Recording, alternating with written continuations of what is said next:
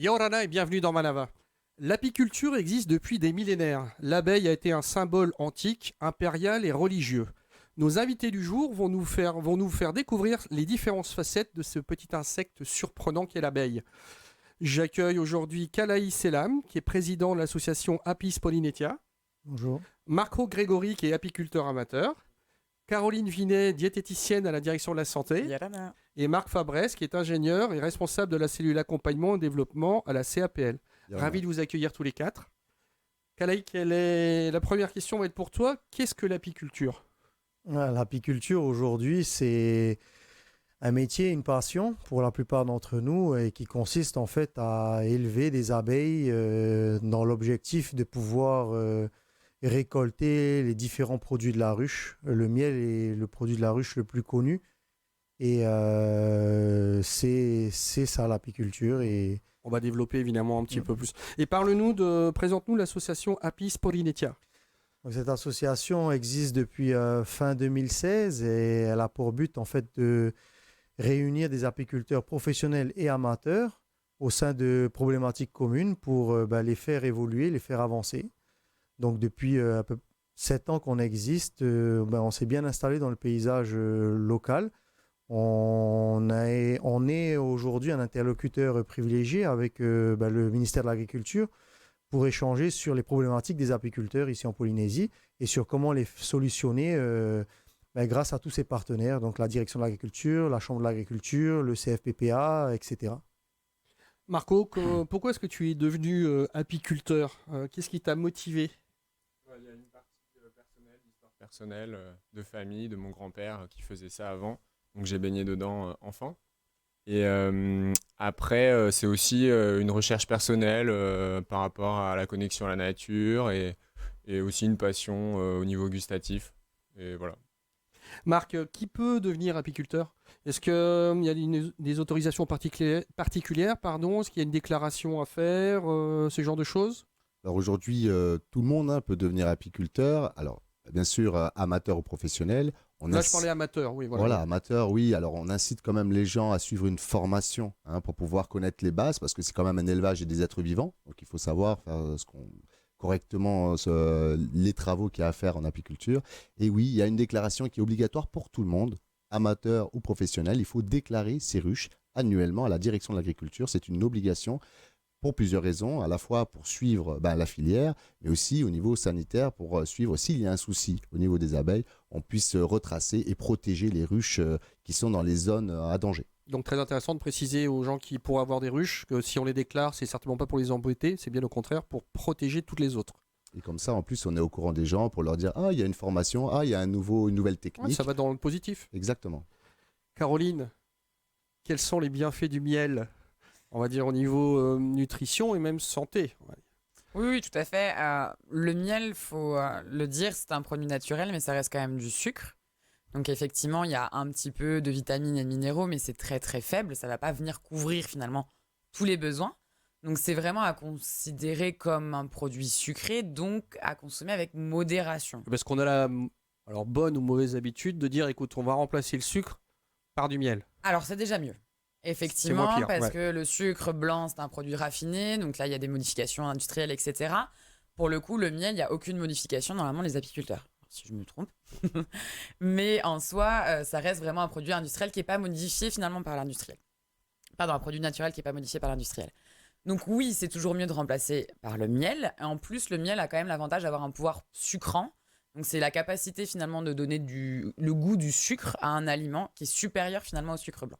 Donc, on va moins manger de miel que de sucre blanc pour avoir le même goût. Donc ça, pour le coup, c'est intéressant d'un point de vue nutritionnel, en fait. Sauf qu'une fois encore, il ne faut pas en abuser.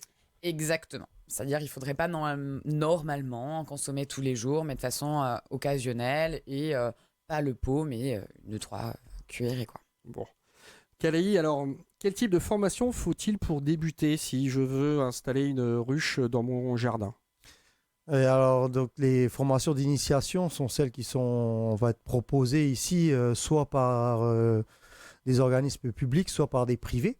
Et donc, ça part de la vie de la colonie, des castes à l'intérieur de la colonie et de comment fonctionne une colonie en fonction des saisons et dans quel type de ruche on peut les élever et comment fonctionne une ruche à cadre.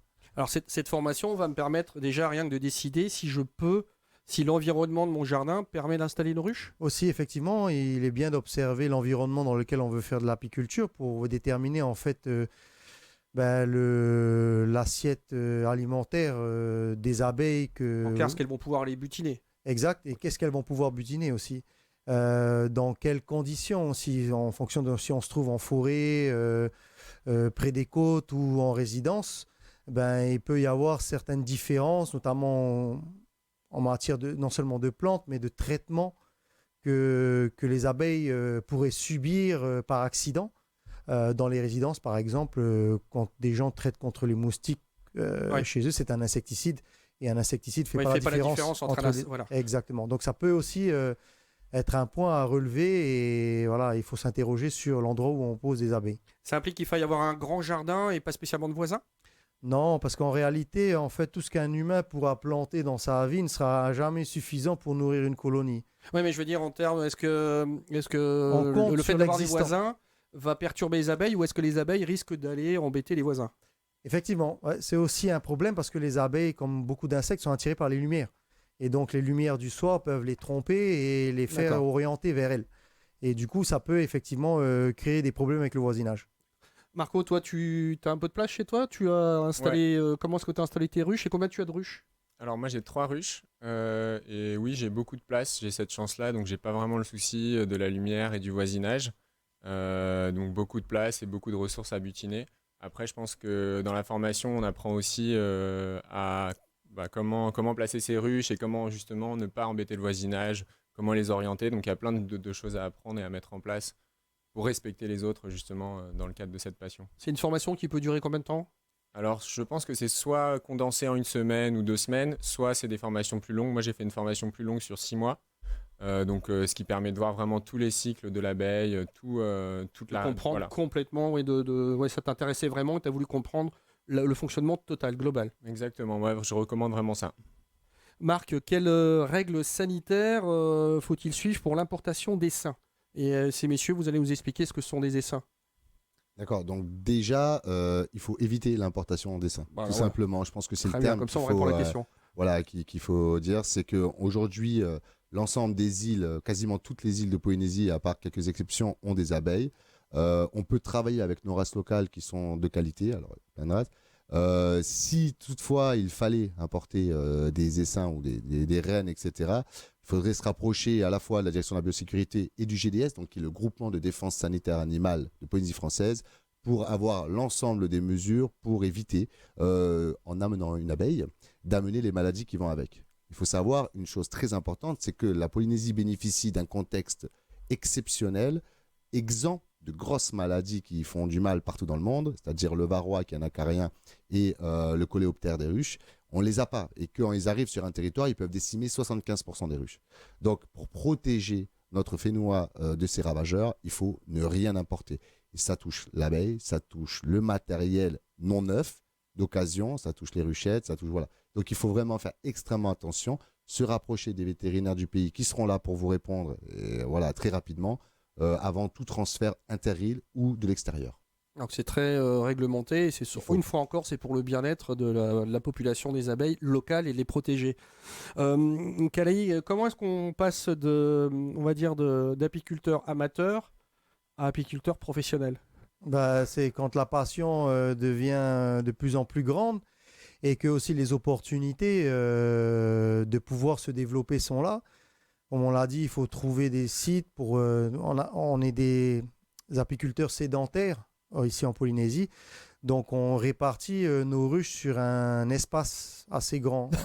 Et il faut pouvoir trouver des sites justement adaptés et de pouvoir répartir en fait toutes ces ruches sur tous ces sites. Et on pouvait aller jusqu'à très très loin, plusieurs kilomètres de notre base pour pouvoir justement y placer des ruches pour que les abeilles puissent profiter en fait du microclimat de l'endroit et des floraisons de l'endroit au moment où elles arrivent. Et un apiculteur professionnel peut avoir jusqu'à combien de ruches? Pour Il y l'instant, a une limite? la réglementation en fait stipule que pour être professionnel, il faut pouvoir enregistrer et prouver qu'on est 20 ruches en activité pour avoir la carte professionnelle agricole. Donc en Polynésie, on est considéré comme professionnel à partir de 20 ruches. Maintenant, après, les limites, il n'y en a pas. C'est en fonction du terrain, des du terrain, possibilités, et ainsi de suite. des moyens et du projet. Et alors, parle-nous de la création de la cellule de défense sanitaire apicole. Alors effectivement, Apis Polynetia, rapidement après s'être créée, elle a voulu pouvoir mettre en place une cellule de défense sanitaire apicole en son sein et pour ses membres. Et on a donc organisé cette cellule autour de visites sanitaires auprès des adhérents pour faire un état des lieux, du conseil, du suivi sanitaire, mais aussi du développement et de l'élevage, puisque tant qu'à venir, autant venir pour traiter tous ces sujets-là. Et c'est quelque chose qu'on a initié et qu'on a développé encore mieux grâce notamment à la création du GDS dont parlait Marc tout à l'heure, qui s'occupe du sanitaire de toutes les filières d'élevage et qui se spécialise dedans.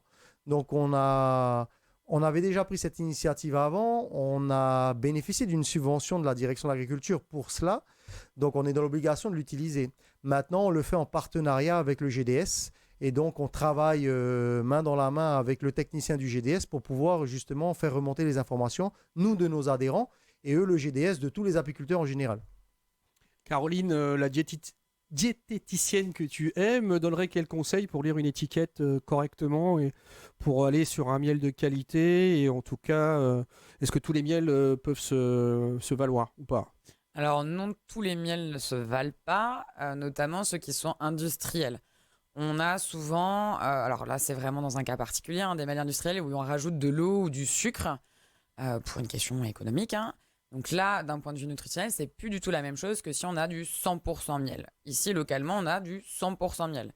Donc déjà, dans un premier temps, c'est finalement de se recentrer sur notre miel local qui est de très bonne qualité parce que pas modifié finalement industriellement. Au niveau des lectures des étiquettes, au cas où qu'on a un doute, de toute façon, c'est juste retourner son produit et là, regarder la liste des ingrédients. Effectivement, si on voit eau, sucre, etc., en plus du miel, c'est que là, il y a... C'est un miel, on appelle modifié? C'est ça. C'est un succédané de miel, on appelle ça. D'accord. Et ça s'appelle pas miel parce que la réglementation Voilà, en fait, j'allais y venir. Okay. oblige si on met miel, c'est que c'est 100% miel. Ah ben voilà, donc ça c'est très bien de le dire à nos téléspectateurs, c'est qu'il y a au moins, si c'est écrit miel, on sait que c'est 100%. C'est ça. Et d'autres petites choses comme ça, donc c'est quoi? C'est sucre, il rajoute du sucre, il rajoute de l'eau? Il rajoute du sucre, il rajoute de l'eau. Ouais. Donc évidemment, les prix pas le même. Le prix c'est généralement inférieur parce que c'est pas le même produit, mais au final on n'a pas du 100% miel et on n'a pas ce qu'on souhaite vraiment acheter. Donc autant en partir effectivement sur un produit qui est peut-être un peu plus cher, mais que derrière on en consomme aussi peut-être un peu moins parce que c'est plus sucrant, etc. Et c'est ce qu'on souhaite aussi, c'est qu'on souhaite acheter du miel à la base. Donc très clairement, c'est l'info qu'on vient de nous donner qui est très importante. Il faut que ça soit écrit miel sur l'étiquette, c'est tout bête, mais au moins ça vous garantit que c'est du 100%. Marco, techniquement, quelles sont les étapes pour installer une ruche chez soi? Déjà, il faut se former, faut pas faire les choses n'importe comment, donc un peu se renseigner. Et après, il s'agit de construire des boîtes, des ruches. Pareil, on apprend à le faire? Oui, on apprend à le faire, soit soi-même. Moi, j'ai appris à les faire moi-même. Ou on peut les acheter aussi. C'est ce qu'on appelle les cadres? Non. Alors, c'est pas ça encore. Déjà, on a les boîtes qui sont les ruches. Et à l'intérieur, effectivement, on va avoir des cadres qui vont venir, où les abeilles vont venir stocker du miel. Et donc, tout ça, voilà, ça peut se faire soi-même, ça peut s'acheter. Et ensuite, il s'agit de se procurer une colonie. Donc là, d'aller voir des apiculteurs qui sont qualifiés pour sélectionner les abeilles et pour avoir un vrai travail de suivi sur ces colonies.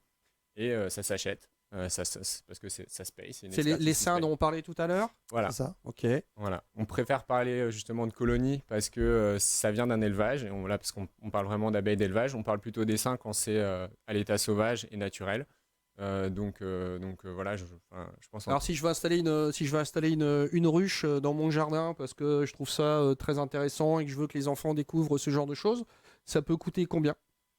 Alors en moyenne, on va dire, voilà, pour une première ruche. De l'ordre de 50 000, je pense. Avec le matériel, colonie et tout ça. Ce serait principalement la colonie et la ruche. Et après, il faut de l'équipement en plus pour faire les récoltes, pour s'équiper, etc. Sans la formation non plus. Voilà. La formation, c'est un coût à part. Oui, d'accord. Voilà. Et vous trouvez que c'est intéressant justement pour les enfants, leur montrer le fonctionnement et ça les amène à revoir la nature différemment? Ah ouais, c'est fabuleux. Bah, moi, en tant qu'enfant, j'ai été élevé là-dedans avec mon grand-père. Et donc, tout, c'est des souvenirs qui reviennent, les odeurs et toutes les activités autour de la ruche. Ouais, c'est passionnant. Et je peux le partager avec ma famille, mes nièces, etc. Donc, je le recommande totalement. Après, avec la précaution au niveau des piqûres et avec le bon équipement et avec un apiculteur qui est confirmé, bien sûr. Ça prend avec le temps. Marc, quel type de contrôles sont effectués chez les apiculteurs professionnels? Alors, les contrôles, en fait, tout dépend si ils ont des démarches administratives en cours. Alors, ils ont demandé des aides, des choses comme ça, ben, ils vont avoir des contrôles potentiels pour vérifier qu'ils ont mis en place ce pourquoi ils ont demandé des aides. Sinon, les contrôles, en fait, vont être principalement sanitaires au besoin. Mais sinon, il n'y a pas. Alors, peut-être qu'Alaï, tu as vécu des contrôles administratifs particuliers, mais en apiculture, généralement, les contrôles, hormis des enquêtes positives, hein, pour avoir la carte agricole, des choses comme ça, il n'y a pas de contrôle pénalisant, enfin pas à ma connaissance. Exact, c'est à la demande en général, ou c'est sur proposition de certains services. On parlait du GDS. Le GDS, elle propose en fait des visites sanitaires à tous ses adhérents. Donc le technicien commence à faire le tour, il est venu chez moi, il est parti chez d'autres, mais c'est sur la base du volontariat. Et en plus, il va te donner des conseils, sûrement. Il va te dire attention, modifie ça. Donc c'est pour aller vers du meilleur. Alors l'objectif, c'est ça aussi, mais ça reste des conseils sanitaires. Donc nous, avec l'association Apis Pollinitia, on fait aussi des visites sanitaires et aussi du conseil développement. Voilà, et on veut se professionnaliser encore plus dans ce domaine pour faire un accompagnement de la filière, des apiculteurs de l'association vers un développement. On sait que, parce que c'est une filière qui est protégée grâce à l'interdiction d'importation, notamment de miel, que ça suscite des vocations économiques chez des personnes, et notamment dans les îles retirées, au Tuamotu, aux Marquises, où il y a vraiment des potentiels de développement, d'exploitation beaucoup plus importants que Tahiti, et avec des potentiels de production beaucoup plus importants que ce qu'on a à Tahiti. Et on est persuadé que c'est un tissu économique à développer pour pouvoir permettre l'autonomie alimentaire, puisque c'est l'objectif, hein, du gouvernement et de tous les gouvernements d'une manière générale, et le Covid l'a bien démontré. Ouais. Donc l'autonomie alimentaire passe par justement le développement de quelle que soit la filière, et l'apiculture est une des filières qui marche bien au Tuamotu, aux Marquises, et il y a beaucoup de gens qui sont demandeurs, malgré qu'il y a eu un gros effet de mode au tout début qui a passé. Régulièrement il y a quand même des gens qui sont demandeurs, des nouveaux, qui viennent sur le marché et qui ont vraiment des projets professionnels à vouloir mettre en place dans leurs archipels. Et nous, on souhaite les encourager dans ce domaine. Ouais, ça fait partie des projets qui ont du sens, qui peuvent faire avancer les choses. Exactement. Marco, moi je reviens sur le fonctionnement de la ruche, parce que je pense que ça intéresse pas mal de gens. Alors, comment fonctionne une ruche?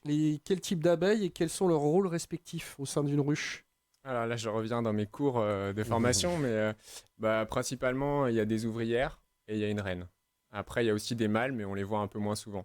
Donc, les ouvrières, c'est toutes les butineuses. C'est celles qu'on voit entrer, sortir, voilà, et aller chercher du pollen. C'est ça, il y en a beaucoup qui rentrent et qui sortent, puis il y en a aussi beaucoup dedans qui font un peu le back-office, si j'ose dire, qui vont nettoyer, qui vont s'occuper des larves. Voilà, chacun a son rôle. Exact. Toutes les abeilles vont faire tous les rôles au fur et à mesure du cycle de leur vie. Et donc ça va être pour la caste des ouvrières. Et après, on va avoir donc la reine qui, elle, a un seul rôle, c'est de pondre, de se reproduire puis de pondre. Et on va également avoir les mâles dont le rôle est de féconder donc les reines, et sinon de ventiler de temps en temps. Ils n'ont pas une fonction a priori très développée à ma connaissance. Et comment alors ma question va vous paraître naïve, mais comment la reine devient reine? Comment est-ce qu'on sait que c'est la reine? En fait, c'est déjà visuellement de l'extérieur, elle n'a pas du tout la même morphologie que les mâles. Elle est différente, d'accord. Voilà, elle est différente.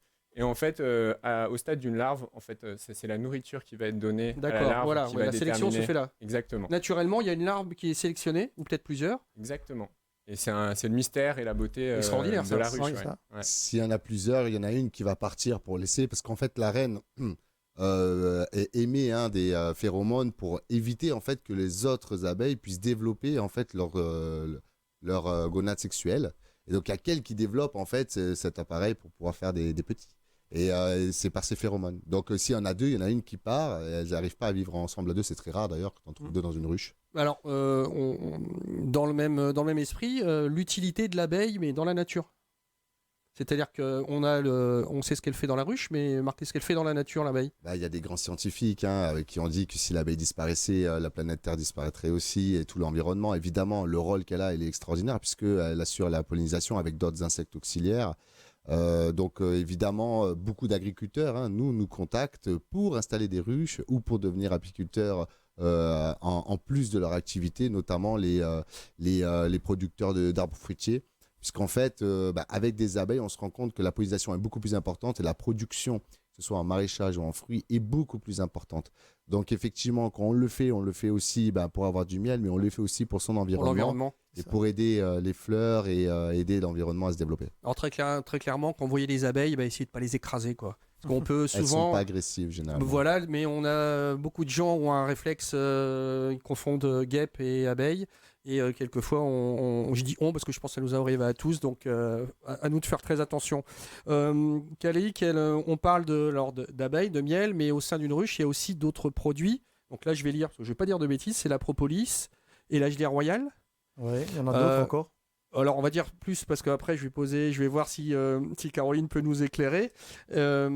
Qu'est-ce que c'est concrètement la propolis et la gelée royale? La propolis, d'abord, c'est une résine que les abeilles vont prélever sur les bourgeons de certaines fleurs. Donc, c'est une résine qu'elles vont ramener à la ruche et qu'elles vont utiliser comme antibiotique aseptisant. Donc, elles aseptisent l'intérieur des parois de la ruche avec, et ça a des propriétés antibiotiques. Elles s'en servent aussi pour colmater les trous qu'il peut y avoir dans une ruche. Parce qu'à l'intérieur d'une ruche, les abeilles maintiennent une thermorégulation pour le bon développement des petits, du couvain.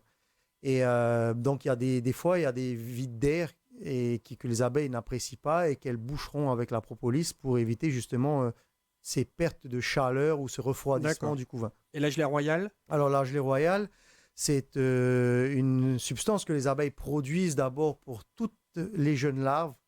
Donc, quand un œuf est pondu par la reine... On le nourrit à la gelée royale. D'abord, l'œuf est clos, 3 jours après, et donc pendant 3 jours, la larve va être nourrie à la gelée royale. C'est l'équivalent du lait maternel. C'est un aliment qui va booster le développement de la larve. Et celles qui vont devenir reines, comme a dit Marco tout à l'heure, vont continuer d'être nourries à la gelée royale, ce qui va changer le développement de leurs organes reproducteurs notamment, et qui va atrophier certains organes que la reine n'aura pas besoin, comme tout ce qui servira à faire du miel, par exemple. Et donc, cette gelée royale, dans beaucoup de pays d'Asie notamment, elle est exploitée par les apiculteurs parce qu'on y trouve des propriétés particulières, parce que aussi, grâce à cette nourriture, la reine peut vivre jusqu'à 5 ou 6 ans, alors qu'une abeille ouvrière qui se nourrit de miel et de pollen vit 40 à 60 jours. Ouais, donc voilà. On peut estimer que ça a une relation de cause à effet. Exactement, voilà, c'est ce qu'on estime, et donc on l'utilise en complément alimentaire, la gelée royale, pour en tirer bénéfice de ses propriétés. Voilà, tu viens de me tendre la perche pour poser la question à Caroline. Il y a une utilité concrète justement de la gelée royale en termes de nutrition pour l'homme, on va dire. C'est riche effectivement en antioxydants, donc ça permet finalement le ralentissement des cellules. Après, ça fait partie, il faut que ça soit dans le cadre d'une alimentation équilibrée. C'est vraiment ce que tu l'as dit, c'est un complément alimentaire. Ça va complémenter l'alimentation qui, déjà à la base, devrait être équilibrée. Si effectivement, on en discutait avant l'émission sur le propolis, c'est la transformation, et là c'est plus lié aux maux de gorge, à toutes ces petites choses finalement qu'on prend un bonbon de miel. Dans ces cadres-là, oui, on peut en consommer effectivement de façon modérée. En revanche, si c'est pour soigner d'autres choses, là, je retourne quand même vers le toté en cas de besoin supplémentaire, quoi. Donc, il faut être raisonnable. Caroline nous dit qu'il faut être raisonnable tout le temps. Combien de kilos de miel peut produire une ruche, Marco? Alors là, ça va vraiment dépendre des endroits et de l'année, des facteurs climatiques. On récolte du miel combien de fois par an? Ça va aussi dépendre. Donc ici sur Tahiti, en général, il y a 1 ou 2 récoltes. Et après dans les îles c'est plus récurrent, il peut y avoir des récoltes un peu toute l'année. Moi personnellement je vais récolter peut-être 2 fois cette année, et chaque ruche fera entre 20 et 40 kilos de miel. Ouais, c'est du vrai boulot quoi. Dernière question, Kalaï, comment se porte le marché, on va dire, du miel en Polynésie? Est-ce qu'on peut tendre vers, je ne sais pas si ça existe déjà, mais une appellation d'origine contrôlée miel de Tahiti? Ben, le marché, d'abord, il se porte bien déjà depuis plusieurs années. Quand on avait interdit l'importation, on avait été pointé du doigt et c'est vrai qu'on avait, en tant qu'apiculteur aussi à l'époque, on n'avait pas su compenser en fait le miel qui manquait parce qu'à l'époque, on faisait venir 40 ou 60 tonnes de miel à l'année. Et ça s'est arrêté du jour au lendemain et les apiculteurs n'ont pas su peut-être compenser ce manque de miel. Mais ça a duré 2-3 ans et depuis, on va dire 2015-2016, ben on retrouve du miel sur les étals des rayons Oui, on en voit un petit des peu partout. magasins toute l'année. Et à ce sujet-là, est-ce qu'il y a un prix? Est-ce qu'il y a un prix? Ça sera ma dernière question. Est-ce qu'il y a un prix qui est défini ou chacun vend le miel au prix qu'il veut le vendre, quand il veut le vendre? Pour l'instant, chacun définit le prix qu'il veut le vendre en fonction en fait de son coût de production, qui peut être complètement différent en fonction qu'on demande des aides ou pas, qu'on rachète une exploitation d'occasion ou Ouais, d'accord, c'est localement. propre à chacun encore. Exactement. Donc les prix des miels sont propres à chacun. Maintenant, comme l'a dit la diététicienne tout à l'heure, c'est vrai que quand on va vouloir un produit pur, on va le payer normalement plus cher qu'un produit transformé. Ouais, puis en général, c'est vrai on connaît des producteurs autour de nous, on a ce goût, on essaye C'est ça. de comprendre. Alors grâce à vous, maintenant on en connaît un petit peu plus sur l'abeille et sur les bienfaits qui découlent de son activité. Merci à tous d'avoir répondu à mes questions. Ravi de vous avoir accueilli sur ce plateau. Alors cette émission sera en replay sur le site de TNTV. Bonne fin de journée avec TNTV.